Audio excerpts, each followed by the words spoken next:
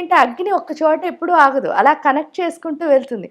ఇక్కడ ఏం కనెక్ట్ చేస్తోంది? విభూతితో మనకేమొస్తుంది అని అర్థమైంది, ఆత్మశక్తి తేజస్సు అన్నది వస్తుంది, ఎందుకంటే మణిపూర్ చక్రానికి కనెక్ట్ అయ్యింది. రెండోది ఏంటి అంటే అక్కడికి వచ్చేసరికి ఆ అగ్ని కనెక్ట్ చేస్తోంది కదా, దేంతో కనెక్ట్ చేస్తుంది అంటే ప్రకృతితో. అంతవరకు మనం ఈ సృష్టిలో అందరితో కలిసి ఉన్నట్టు ఉంటాం, కానీ మనస్ఫూర్తిగా ఎవరితోనూ కలిసి ఉండం.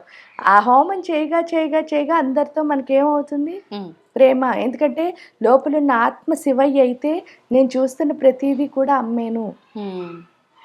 ప్రకృతి నాకు తల్లి స్వరూపం. అది ఎప్పుడు అర్థమైందో ఒంటరి అన్నది పోయింది. ఒంటరి అన్నది పోతే అప్పుడు అర్థమయ్యేది ఏంటంటే స్లోగా హోమం చేయగా చేయగా చేయగా చేయగా అప్పుడు అర్థమయ్యేది ఏంటంటే దేవుణ్ణి రెండు రకాలుగా చెప్తున్నారు. ఒకటి సాకారం అని, రెండు నిరాకారం అని. అంటే ఆకారం ఉందని చెప్పి ఇలా మనం విగ్రహాల రూపంలో కొలుస్తున్నాం. ఒక్కొక్కళ్ళు ఏమంటున్నారు, అసలు ఆకారమే లేదంటే అది ఒక శక్తి అండి అంటున్నారు. ఏది నిజం? ఎందుకంటే వాళ్ళందరూ గొప్పవాళ్ళు, వాళ్ళకి అర్థమైంది, కానీ మనలాంటి చిన్నపిల్లలకి ఏం అర్థం అవ్వదు కదా. ఇక్కడికి వచ్చేసరికి అందుకే మన ఋషులు మునులు ఏం చేశారు, ఈ హోమాలను పెట్టి మనలాంటి చిన్నపిల్లలకి అర్థమయ్యేటట్టు చేశారు.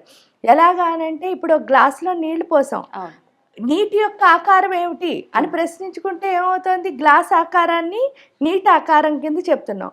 అదే ఒక గిన్నెలో పోసాం అనుకోండి, నీటి ఆకారం ఏమిటంటే గిన్నె ఆకారం